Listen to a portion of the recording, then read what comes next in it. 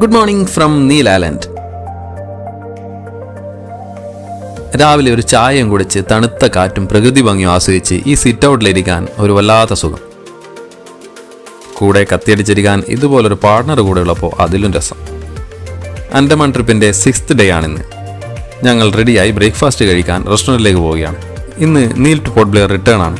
Breakfast കഴിക്കുമ്പോഴേക്കും taxi വരും. ബ്രേക്ക്ഫാസ്റ്റിന് അധികം വെറൈറ്റി ഒന്നുമില്ലായിരുന്നു. ചോള ഭട്ടൂരയും എഗ്ഗും ടീയും ജ്യൂസും ബ്രെഡ് ടോസ്റ്റും. ബട്ട് റിസോർട്ടും ഇവിടുത്തെ ആംബിയൻസും അടിപൊളി.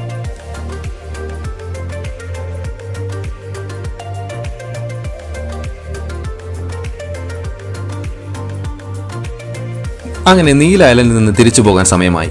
നോട്ടിക്ക ക്രൂയിസ് വെസലിലാണ് പോർട്ട് ബ്ലെയറിലേക്ക് പോകുന്നത്. ബോർഡിംഗ് പാസ് എടുത്തു. ടിക്കറ്റ് പാക്കേജിൽ ഇൻക്ലൂഡഡ് ആണ്. ബോർഡിംഗ് സ്റ്റാർട്ടായിരിക്കുന്നു. Bye bye Neil island.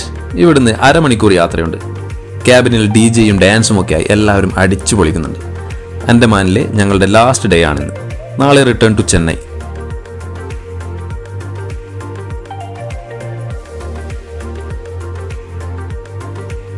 അങ്ങനെ ഞങ്ങൾ വീണ്ടും പോർട്ട് ബ്ലെയർ തിരിച്ചെത്തിയിരിക്കുന്നു.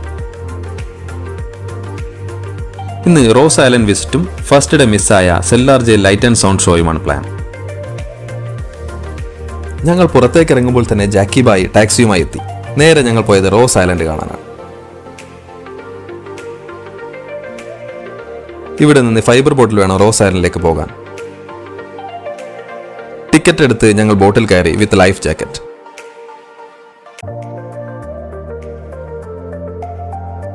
മിനിറ്റ്സ് ബോട്ടിൽ യാത്ര ചെയ്ത് ഞങ്ങൾ ഇതാ പണ്ട് ബ്രിട്ടീഷുകാരുടെ ആഘോഷിച്ച് വിഹാരിച്ച റോസ് ഐലൻഡിൽ എത്തിയിരിക്കുന്നു.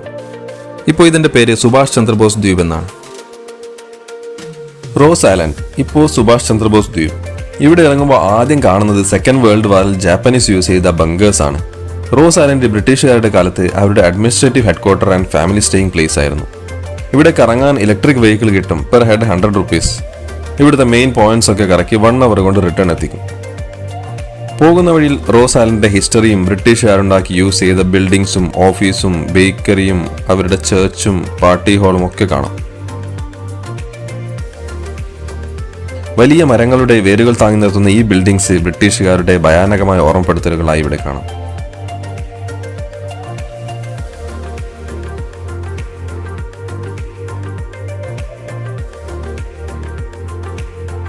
അങ്ങനെ ഏറ്റവും മുകളിലെത്തിയാൽ കടൽക്കരയിലായി ഒരു ലൈറ്റ് ഹൗസും ഉണ്ട്. റോസ് ഐലൻഡിൽ കാലുകുത്തിയാൽ ആദ്യം തന്നെ കണ്ണിൽപ്പെടുന്ന കാഴ്ചയാണ് ഈ ഇളനീരക്കടയും അതിനു ചുറ്റുമുള്ള മാനുകളും.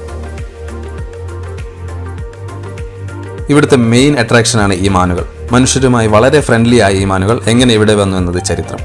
ബ്രിട്ടീഷുകാർ കൊണ്ടുവന്ന ഈ മാനുകൾ അവർ പോകുമ്പോൾ 20 എണ്ണം ഉണ്ടായിരുന്നത് ഇപ്പോൾ 500 മുകളിലായിട്ടുണ്ട്.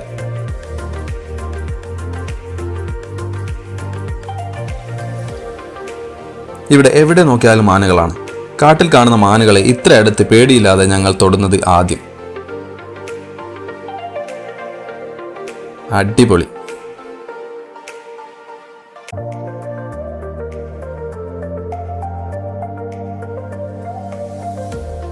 റോസ് ഐലൻഡ് കറങ്ങി ലഞ്ചും കഴിച്ച് ഞങ്ങൾ റൂമിലെത്തി.